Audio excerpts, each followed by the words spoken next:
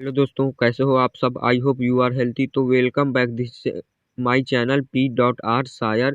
तो please like and subscribe my channel. अगर आप मेरे चैनल को सब्सक्राइब करते हैं तो जो हिंदी का बोर्ड पेपर है, इंग्लिश का बोर्ड पेपर, मैथ का बोर्ड पेपर, साइंस का बोर्ड पेपर, एसएसटी का बोर्ड पेपर, आर्ट के बोर्ड पेपर के पहले से ही आपको जो मेरी वीडियो हो आपको देखने को मिलेंगी, जो आपके बोर्ड पेपर में बहुत सहायक है। तो ये रहा 2023 का, देखिए दोस्तों, मॉडल पेपर जो आपको 16 फरवरी को आने वाला हिंदी का है। 16 फरवरी को हिंदी का पेपर है। तो ये आएगा शायद 100 में 100% है कि आने की संभावना है। तो चलिए हम चालू करते हैं। तो समय रहेगा 3 घंटे 15 मिनट। जो प्रारंभ के 15 मिनट है वो परीक्षार्थी को, आप परीक्षार्थी मतलब आप जो परीक्षा देने बैठेंगे उसको पेपर पढ़ने के लिए और 3 घंटे पेपर को हल करने के लिए। तो हम चलिए चालू करते हैं। तो ये पहला ये बहुविकल्पी आते हैं, 5 बहुविकल्पी पद से आते हैं, 5 बहुविकल्पी पहले गद्य से आते हैं। तो ये गद्य के बहुविकल्पी हैं। तो निम्नलिखित कथनों में से कोई एक कथन सही है, उसे पहचान कर लिखिए। पहला, हिंदी साहित्य का इतिहास रामचंद्र शुक्ल का निबंध संग्रह है। ये गलत है दोस्तों। आत्मदाह चतुश्रेण शास्त्री का कहानी संग्रह है, ये सही है। झूठा यशपाल द्वारा लिखित प्रसिद्ध नाटक है, ये भी दोस्तों गलत है। अब आया आकाशदीप जयशंकर प्रसाद का प्रमुख कहानी संग्रह है, तो ये भी दोस्तों गलत है। इसमें सिर्फ यही सही है कि आत्मदास चतुर्सेन सेन शास्त्री का कहानी संग्रह है, तो ये सही है। तो आप अगर इसको लगाते तो यहाँ से आपको 1 नंबर मिल जाएंगे। अब आते हैं दूसरी। तो ये रहा दूसरा नंबर पहले का। तो निम्नलिखित कृतियों में से किसी एक कृति के रचनाकार का नाम लिखिए। तो पहला है रश्मिमांसा, दूसरा त्यागपत्र, तीसरा कल्पलता और चौथा है क्या भूलूं क्या याद करूं। तो क्या भूलूं क्या याद करूं के आपके लेखक हैं हरिवंश राय बच्चन, जो कि अमिताभ बच्चन के पिताजी थे। तो यही आप याद रखिएगा। अब तीसरा आता है जीवनी विधा की किसी एक रचना का नाम लिखिए, जो आपके पेपर में 100 में 100% का पूछे जाने वाला है। तो इनको आप ध्यान रखिएगा कि इनकी जो रचना है वो है कलम का सिपाही। जीवनी विधा की रचना है कलम का सिपाही। आप कोई भी लिख सकते हैं पर यही ज़्यादातर आती है। तो रचना है कलम का सिपाही और लेखक है अमृत राय। तो अब आते हैं दूसरा, परीक्षा गुरु किस गद्य विधा की रचना है। तो परीक्षा गुरु उपन्यास विधा की रचना है, इसके लेखक श्रीनिवास दास है। और दोस्तों ये हिंदी गद्य साहित्य का पहला उपन्यास है। परीक्षा गुरु पहला उपन्यास है, ये हिंदी साहित्य का, गद्य साहित्य का पहला उपन्यास है, जिसके लेखक लाला श्रीनिवास दास है। आप लाला श्रीनिवास दास है। अब आता है साहित्यालोचन के लेखक का नाम लिखिए। तो साहित्यालोचन के लेखक का नाम है श्याम सुंदर दास। तो अगर आप इनको पांचों के पांचों कर सकते हैं तो आपके 5 नंबर आपके हो गए। अब आता है दूसरे का नंबर, तार सप्तक के किसी एक कवि का नाम लिखिए। ये दोस्तों आपके पेपर में बहुत इंपॉर्टेंट है, तो आप भी इसको पढ़िएगा कि तार सप्तक के लिए कवि हैं अज्ञेय। तार सप्तक के कवि हैं अज्ञेय। और द्विवेदी युग की किन्हीं 2 प्रवृत्तियों का उल्लेख कीजिए। ये दोस्तों लगातार 5-6 वर्षों से ये सवाल आ रहा है कि द्विवेदी युग के किन्हीं 2 विशेषताओं का उल्लेख कीजिए। तो इसमें से ज़्यादा है तो काफ़ी सारी, 10-15, पर इसमें से 2 बहुत महत्वपूर्ण हैं कि भाषा में परिवर्तन हुआ और सामान्य मानवता बढ़ी। जो लोगों के बीच मानवता है वो सामान्य मानी गई, सामान्य बढ़ी द्विवेदी युग से। अब तीसरी है नई कविता की 2 प्रमुख विशेषताओं का उल्लेख कीजिए। ये भी दोस्तों कई बार देखने को मिला है पेपरों में, तो आप इसे ध्यान रखिएगा कि प्रयोगों में नवीनता पाई गई। जो प्रयोग हुए उसमें नवीनता पाई गई और क्षरवाद को महत्व मिला, जो रणवाद था उसको महत्व मिला। तो दोस्तों ये जो आपके 1-1 नंबर के सवाल हैं इसमें आप बिल्कुल ध्यान दीजिएगा, क्योंकि ये पेपर में आपको 100 में 100% मिलते हैं नंबर इसमें। और जैसे आपके निबंध है वगैरह हैं, तो निबंध वगैरह में आपने कितना भी लिखा, जैसे 7 नंबर का निबंध है, आपने झींक के कितना भी लिखा तो आपको 5 ही नंबर देगा एग्जामर, 2 नंबर काट लेगा। तो इसलिए ये जो एक एक नंबर के हैं, तो जैसे आपका सही है तो उसमें एक नंबर आपका मिलना फिक्स, अर्थात 100 में 100% में एक नंबर मिला। इसमें 7 नंबर का है, 5 नंबर दिया, अर्थात उसने आपको 80% ही दिया, बाकी के 20% काट लिए। तो इसी तरह आप इन पर ज़्यादा ध्यान दीजिएगा जो एक एक नंबर के हैं। तो अब चलिए हम चालू करते हैं। अब आते हैं ये जो आपके दो नंबर 6 नंबर के ये जो आएंगे, इनमें से ये पहला भी है, ये दूसरा भी दिया, तो इन दोनों में से आप एक कर सकते हैं। तो चलिए ये आसान है, तो इसको करते हैं। कुसंग का ज्वर सबसे भयानक होता है, वह केवल नीति और सांद्रवती का ही नाश नहीं करता बल्कि बुद्धि का भी क्षय करता है। किसी युवा पुरुष की संगति यदि बुरी होगी तो वह उसके पैरों में बंधी चक्की के समान होगी, जो उसे दिन दिन अवनति के गड्ढे में गिराती जाएगी। अवनति मतलब बुराई संगति, गिराती जाएगी। और यदि अच्छी होगी तो सहारा देने वाले बाहों के समान होगी, जो इसे निरंतर उन्नति की ओर उठाती चली जाएगी। तो दोस्तों उपयुक्त गद्यांश का संदर्भ लिखिए। तो ये सब तो गद्यांश का संदर्भ में देखिए हम क्या लिखेंगे कि प्रस्तुत गद्यांश हमारी पाठ्य पुस्तक हिंदी के गद्य खंड में संकलित मित्रता नामक पाठ से अवतरित किया गया है। मित्रता नामक पाठ से अवतरित है दोस्तों, अगर आपको पता ना हो तो मित्रता नामक पाठ से अवतरित किया गया है, जिसके लेखक आचार्य रामचंद्र शुक्ल हैं। इसके लेखक आचार्य रामचंद्र शुक्ल हैं। ये लीजिए, आपका 2 नंबर आपके यहाँ से मिल गए। इसमें भी आपको 100 में 100% के नंबर मिलते हैं।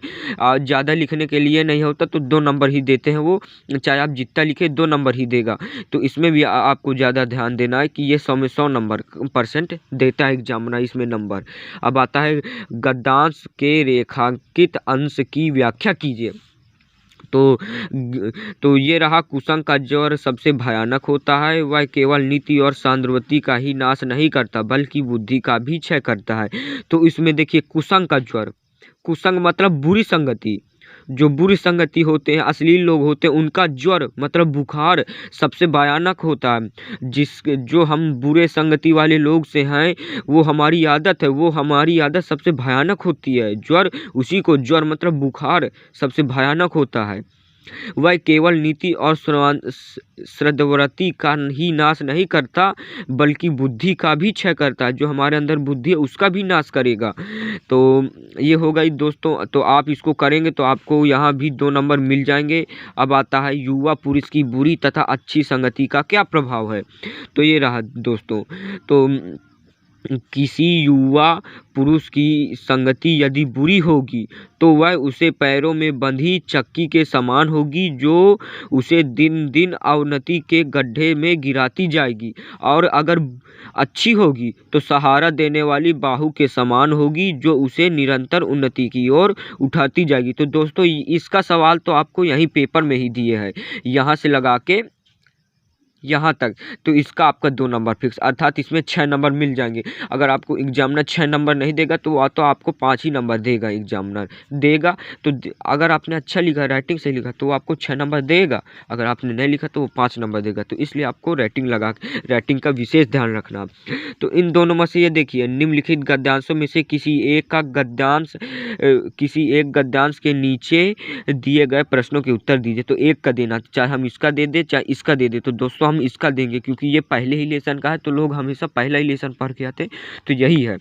तो इसका भी आप कर सकते हैं। रोहतास दुर्ग में युवती ममता, तो ये ममता नामक पाठ से अवतरित किया गया है, जिसके लेखक जयशंकर प्रसाद हैं। देखिए दोस्तों इसका भी वो है। तो ये भी आया। उपयुक्त गद्यांश का संदर्भ लिखिए। या तो आप इसका लिख सकते हैं या तो पीछे वाले का लिख सकते हैं जो मित्रता नामक है। तो हाँ, आप उसका भी लिख सकते हैं, इसका भी। तो इसमें देखिए हम बता दें कि उपयुक्त गद्यांश का संदर्भ लिखिए। तो प्रस्तुत गद्यांश हमारी पाठ्य पुस्तक हिंदी में संकलित हिंदी के गद्य खंड में संकलित ममता नामक पाठ से अवतरित किया गया है, जिसके लेखक जयशंकर प्रसाद हैं। तो ये भी आपके हो गया। अब रेखांकित अंशों की व्याख्या भी कर लीजिएगा, जो यहाँ से लगा के ये है रेखांकित। मन में वेदना, मस्तक में आंधी, आंखों में पानी के बरसात लिए, आंखों में पानी मतलब आंसू लिए, वह सुख के कंटक शयन में विकल रही थी। अब तीसरा है दोस्तों दोस्तों ममता कौन थी वो और उसकी क्या स्थिति थी। ममता एक रोहतास दुर्ग की पत्नी थी। शायद प्रकोष्ठ में बैठी हुई एक युवती ममता आश्रम में थी, वो देख रही थी। ममता विधवा थी। ये रहा आपका उसका आंसर। ममता कौन थी? ममता विधवा स्त्री थी। उसका यौवन श्रोण के समान ही उमड़ गया था। बस दोस्तों यही लिखना है आपको, तो ये 2 नंबर फिक्स। अब आता है वो गद्य का था, अब ये पद का आया। तो निम्नलिखित गद्यांशों में किसी एक पद्यांश का संदर्भ सहित व्याख्या कीजिए। या तो आप इसका कर सकते हैं या तो इसका ख नंबर का। तो दोस्तों इन दोनों में से आप कुछ भी कर सकते हैं। तो देखिए, सुन सुंदर वैन सुदारस साने सहनी है, जानकी जनि भालो तिरछय करी नैन दय सैन तीन है, समझायो कहीं मुस्काय चली तुलसी तोह अवसर सोहै, सबय अवलोकत लोचन लाहू आली, अनुराग तराग में भानु उदय बिगसी, मनो मुंजल कंज कली। तो दोस्तों इसमें आप यही वहाँ गद्यांश का लिख रहे थे, यहाँ पद्यांश का। तो ये भी प्रस्तुत पद्यांश ना कि गद्यांश। तो प्रस्तुत पद्यांश हमारी पाठ्य पुस्तक हिंदी के पद खंड में संकलित जिस भी लेसन से हो उसका लेसन का नाम लिख दीजिएगा। और इसके कवि कौन है ये देखिए, यहाँ दिए हुए हैं। इसके कवि कौन है? तुलसीदास जी हैं। ये देखिए हमको यहाँ से भी पता चल गया, लिखा है कि इसके लेखक तुलसीदास जी हैं। अब 2 ही चीज़ें लिखना है इसमें। वो एक देखिए व्याख्या तो आप 4 नंबर की कर सकते हैं, पर संदर्भ भी आप कर सकते हैं। तो इसमें भी आपको 6 नंबर मिलेंगे। या तो आप इसको कर सकते हैं, इन पद में 2 का कर सकते हैं, गद्य में भी 2 का कर सकते हैं। तो जाति धर्म या संप्रदाय का नहीं भेद व्यवधान, यहाँ सबका स्वागत सबका आदर सबका सम्मान, यहाँ राम रहीम बद ईर्षा का सुलभ एक सा ध्यान, यहाँ भिन्न भिन्न भाव संस्कृति के गुण गौरव का ज्ञान, यहाँ। तो दोस्तों इसको भी आप कर सकते हैं। अब चलिए आगे बढ़ते हैं। तो निम्नलिखित लेखकों में से किसी एक लेखक का जीवन परिचय लिखिए एवं उनकी रचना का नाम लिखिए। तो इसमें दोस्तों इसमें जयशंकर प्रसाद का आप लिख सकते हैं, या भी इसका लिख सकते हैं, या तो भी इसका लिख सकते हैं। तो दोस्तों आप कक्षा 10 में है, बोर्ड पेपर में है, तो आपको इसको अधिकतम 70 से 80 वर्ड लिखना है। तब आपको वो 2 + 1 अर्थात 3 नंबर तब वो देगा।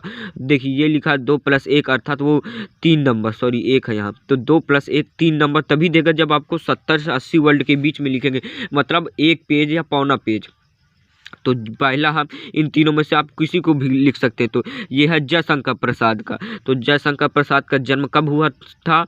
1889 में वाराणसी में हुआ था। कुछ लोग 30 जनवरी 1890 में मानते हैं वाराणसी में, तो वो भी सही है क्योंकि इनके अभी जन्म से अभी ज़्यादा मतभेद नहीं है, और इनकी जो जन्म से संबंधित जो वो सामग्री है वो अभी तक इकट्ठा नहीं हुई, इसलिए इनका जन्म अभी कुछ लोग तो 1889 में मानते हैं, और कुछ विद्वान लोग 1890 में मानते हैं 30 जनवरी को, तो वो भी सही है।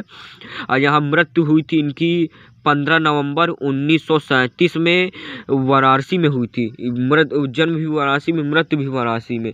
तो दोस्तों आप किसी भी लेखक का जो जीवन परिचय, उसमें आप पहले उनका नाम, पिता का नाम, माता का नाम, उनकी जो मतलब उनकी प्रारंभिक शिक्षा, उनकी अंतिम शिक्षा, और उनके मतलब पुत्री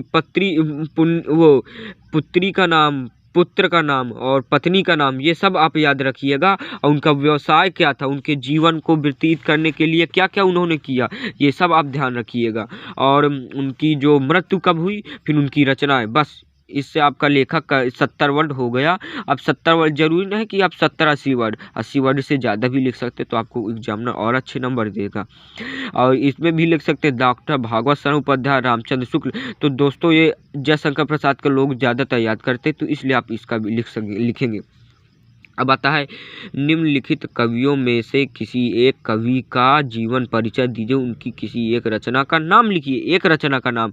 तो इसमें से आप यहाँ भी सूरदास की लिख सकते हैं। सूरदास की है तितली, और भी काफ़ी है इनकी, आकाशद्वीप, ये सब इनकी सूरदास की है, तो यहाँ एक लिख सकते हैं। अब यहाँ आता है तो इनका देखिए, निम्नलिखित कवियों में से किसी एक कवि का जीवन परिचय दीजिए तथा उनकी किसी एक रचना का नाम लिखिए। तो पहला सूरदास का, फिर रामनरेश त्रिपाठी, फिर माखनलाल चतुर्वेदी। तो लोग अक्सर सूरदास का याद करके आते। तो सूरदास में देखिए क्या है, सूरदास का जन्म सन 1478 ईस्वी में, मृत्यु 1600 वो इनका जन्म 1478 ईस्वी में, और इनकी जो मृत्यु हुई थी वो मृत्यु 1583 ईस्वी में हुई थी, शायद मृत्यु 1583 ईस्वी में हुई थी। यहाँ दोस्तों मैं लिखे दे रहा हूँ 1583 ईस्वी में हुई थी। और इनका जो जन्म है वो 1478 ईस्वी में हुआ था। और रुनकाता में कुछ लोग रुनकाता मानते हैं और कुछ लोग सिही मानते हैं, कुछ विद्वान रुनकाता, कुछ विद्वान सिही। तो इनके भी जन्म स्थान में लेकर अभी सामग्री इकट्ठा नहीं हुई, तो इसलिए तो कुछ रुनकाता कुछ सिही, तो इनका दोनों भी सही, आप रुनकाता भी लिख सकते हैं, सिही भी लिख सकते हैं। इनकी पिता का नाम पंडित रामदास सारस्वत थे, और इनकी जो ये जन्मांध से अंधे थे। कई जो इन्होंने कुछ रचनाएं की, तो ये सूरदास जन्म से अंधे थे। भरतेंदु हरिश्चंद्र ने भी इनके बारे में कहा कि सूरदास जन्म से अंधे थे। बताइए, उन्होंने अपना जीवन नहीं देखा, फिर भी उन्होंने 1.25 लाख पदों की रचना की, और जिसमें से अभी कुछ ही 10,000 पद अभी मिले हैं, नहीं बाकी अभी तक नहीं मिले 1.25 लाख पदों में। तो अब बताइए, अंधे होते हुए भी इन्होंने इतना कुछ रचना की और फिर बनाए। तो इनकी मृत्यु 1583 में हुई थी। इनकी रचना है सूर सागर, सुरसावली, साहित्य लहरी आदि इनकी रचनाएं हैं। तो आप इनकी रचनाएं लिख सकते हैं। इनकी भाषा शैली होगी विचारात्मक, भावात्मक, व्यंग्यात्मक आदि इनकी भाषा शैली है। तो दोस्तों देखिए, इनका भी आपको पहले इनका 1678 ईस्वी लिखेंगे, फिर इनका मृत्यु 1583, अब बस रुनकाता एवं सिही ये लिखेंगे। और जो इनका जो वो था, मतलब इन्होंने पहले गौ घाट गए, गौ घाट में वहाँ मिट्ठल दास से इन्होंने भिक्षा ली और उनके शिष्य बन गए, एवं इन्हें श्रीनाथ मंदिर में, कहाँ दोस्तों, शायद इनको श्रीनाथ मंदिर में, ये देखिए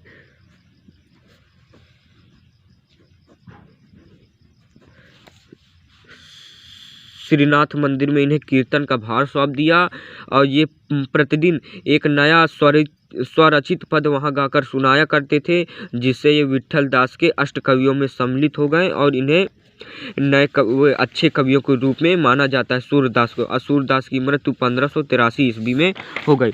अब आते हैं दोस्तों ये संस्कृत में। तो निम्नलिखित संस्कृत गद्यांश का संदर्भ सहित हिंदी में अनुवाद कीजिए।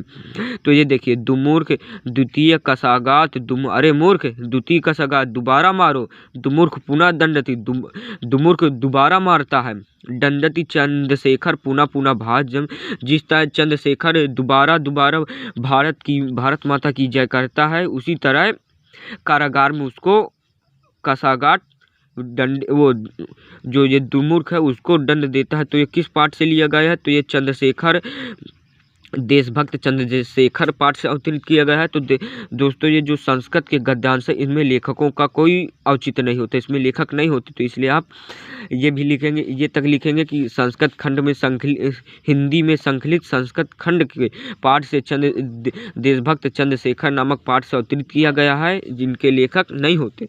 तो ये भी लिखेंगे आप, या तो इसका लिख सकते हैं या तो इसका लिख सकते हैं। अब आता है कि अपनी पाठ्य पुस्तक से कंठस्थ कोई एक श्लोक लिखिए जो इस प्रश्न पत्र में ना आया हो। तो इसमें से आप कोई श्लोक लिख सकते हैं।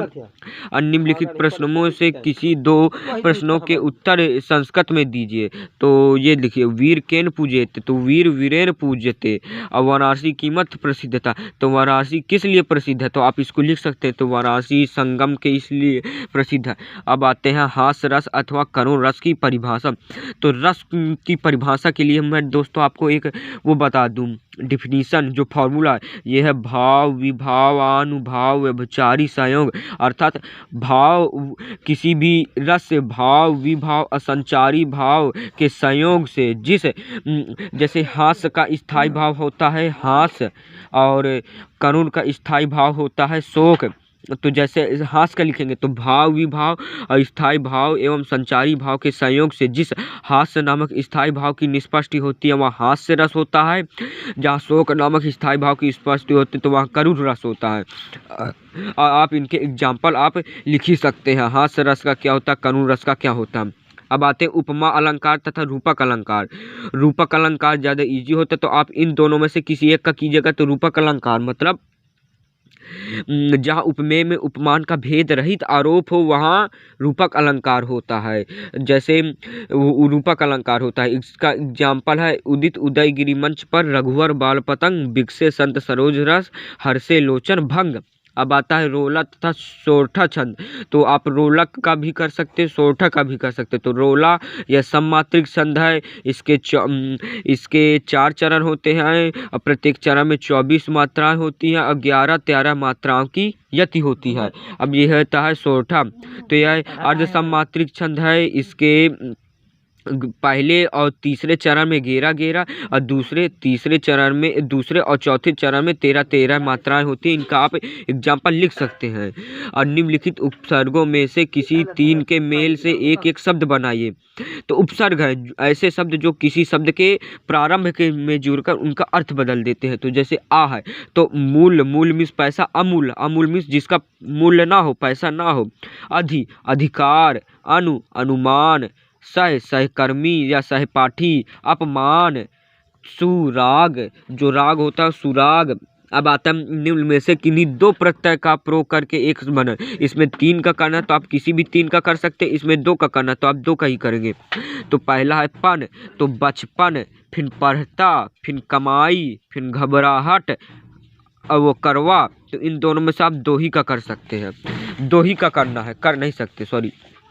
अब आता है निम्नलिखित में से किन्हीं 2 का समास विग्रह कीजिए।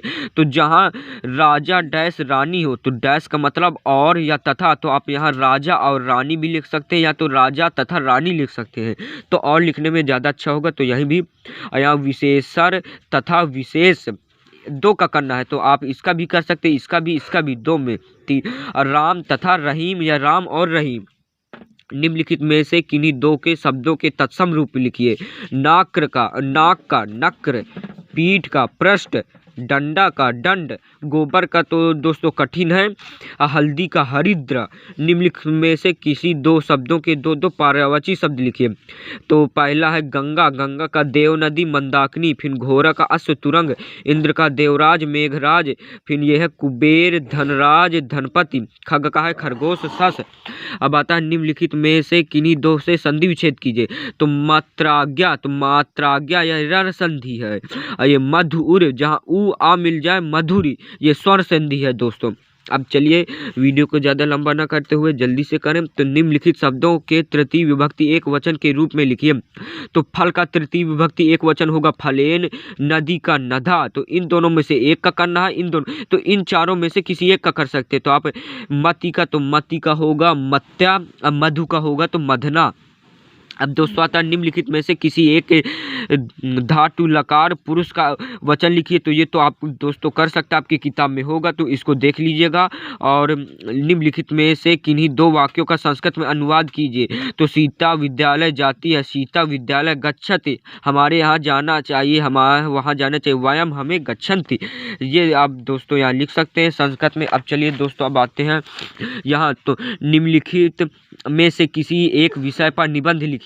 तो दोस्तों ये इसमें ये देखिए चौथा है कोरोना वायरस के बारे में हमने जो इस वीडियो के पहले हमने यही कोरोना वायरस पर निबंध वीडियो डाला था, जो आपके बोर्ड पेपर में 100 में 100% की आने की संभावना है। तो जो अगर आपने वो पहले वाला वीडियो नहीं देखा मेरा तो जाइए और प्लीज़ देखिए। इस वीडियो से पहले ही डाला है तो उसमें आपको मिल जाएगा कि कोरोना वायरस पर निबंध क्या है, कैसे लिखें, क्या है रूपरेखा, क्या उपसंहार, क्या प्रस्तावना। तो आप उसमें देख सकते हैं कोरोना वायरस के निबंध में हमने डाला जो आपके पेपर में 100 में 100% का आएगा, उसके आने की संभावना है कोरोना वायरस की। तो इसलिए आप वो वाला वीडियो देखिए और उसमें मिल जाएगा आपको। तो ये निबंध तो आप उससे देख सकते हैं मेरे दूसरे वीडियो से। तो अब चलिए हम आगे बढ़ते हैं। तो आपने पठित खंड काव्य के आधार पर किसी प्रश्नों में से किसी एक का उत्तर दीजिए। उत्तर देना है। तो तुमुल खंडखाव के मेघनाथ का अभियान खंड की कथा वस्तु लिखिए। तुमुल खंडकाव के आधार पर मेघनाथ का चरित्र चित्रण लिखिए। और कर्ण खंडकाव के षष्ठ सर्ग की कथा अपने शब्दों में लिखिए। कर्ण खंडकाव के आधार पर कर्ण का चरित्र चित्रण लिखिए। अग्र पूजा खंडकाव के प्रस्थान संग्रह की कथा वस्तु लिखिए। ये दोस्तों जितने भी हैं ये खा का पहला दूसरा, खा का पहला दूसरा, खा का पहला दूसरा, गा का पहला दूसरा, घा का पहला दूसरा, रा का पहला दूसरा, घा का पहला दूसरा, और दोस्तों ये पीछे हैं तो घा का पहला दूसरा, जा का पहला दूसरा और झा का पहला दूसरा। तो इन दोस्तों में से जो पहला दूसरा तीसरा चौथा पांचवा छठवां और सातवां आठवां नौवां 10वां 11वां 12वां 13वां 14वां और 15 16 17 18। तो दोस्तों इन जो 18 दिए हैं 18 में से सिर्फ आपको एक का उत्तर देना है। अर्थात ये घबराइएगा मत कि ये इतने सारे आ गए। इन 18 में से आप पहले सवाल देखिएगा। अपने पठित खंडकाव के आधार पर निम्नलिखित प्रश्नों में से किसी एक का उत्तर दीजिए। एक का उत्तर देना है। तो दोस्तों जो 18 हैं 18 में से आप एक ही का देंगे। अब एक ही का देंगे तो आप अच्छे से देखेंगे, अच्छे से दीजिएगा। अभी दोस्तों वीडियो को स्किप मत कीजिएगा। हम अब बताएंगे अब इसके दूसरा वीडियो कैसे पड़ेगा, क्या पड़ेगा। तो दूसरे वीडियो में हम दोस्तों आपके लिए लाएंगे कि बोर्ड पेपर में आपको कैसे लिखेंगे, किस तरह आपको प्रश्न संख्या डालेंगे, किस क्या क्या आपको सामग्री लगेगी वहाँ। तो दोस्तों जो दूसरा वीडियो हो वो आप स्किप मत कीजिएगा। तो उसमें आप देखिएगा कि कैसे उसमें क्या क्या सामग्री लगेगी, क्या क्या आपको उसमें लिखना है बोर्ड पेपर में, कैसे हेडिंग डालनी है। जैसे कोई टॉपिक है उसको कैसे लिखें, क्या हेडिंग डालें, क्या प्रश्न संख्या डालें, कैसे डालें। तो ये दोस्तों अगले वीडियो में बताएंगे। और ये जो वीडियो ये जो कोरोना वायरस है ये दोस्तों आपके लिए बहुत इंपॉर्टेंट है दोस्तों। 100 में 100% का बोर्ड पेपर में पूछा जाएगा। तो इसलिए दोस्तों जो मैंने इस वीडियो से पहले जो वीडियो डाला है उसमें आप देखिएगा। और ये जो वो वीडियो आपके लिए बहुत इंपॉर्टेंट है, इंपॉर्टेंट साबित हो सकती है। उसके आने कोरोना वायरस के आने की संभावना बोर्ड पेपर में अधिकतर है, इसलिए आप उसको 100 में 100% आने की संभावना है। तो इसलिए आप कोरोना वायरस को देखिएगा। दोस्तों अगर आपको वीडियो पसंद आया हो तो चैनल को सब्सक्राइब कीजिएगा और ज़्यादा लोगों पर शेयर कीजिएगा ताकि उनका भी कोई वो मतलब उनका भी वो फ़ायदा हो सके। और आज शायद दोस्तों 12 फरवरी है तो हैप्पी हैक डे। तो दोस्तों आज का वीडियो यहीं हम समाप्त करते हैं। और दोस्तों जो हमने कोरोना वायरस का वीडियो डाला है तो उसको भी आप मत छोड़िएगा, उसको भी आप देखिएगा क्योंकि वो बोर्ड पेपर में आपके ये देखिए आपको बोर्ड पेपर में आपको वो 6 नंबर दे के जाएगा। अगर आपने उसको नहीं देखा तो आप अपने मन से भी बना के लिखेंगे तो आपको भी वो एग्जामिनर 4 नंबर का देगा। अगर आपने उसको देख लिया, उस वीडियो को देख लिया तो आपको एग्जामिनर 6 में 6 नंबर के देखेगा। तो दोस्तों आज के लिए वीडियो यहीं बंद। और अगर वीडियो पसंद आए तो सब्सक्राइब कीजिए, लाइक कीजिए। Thank you.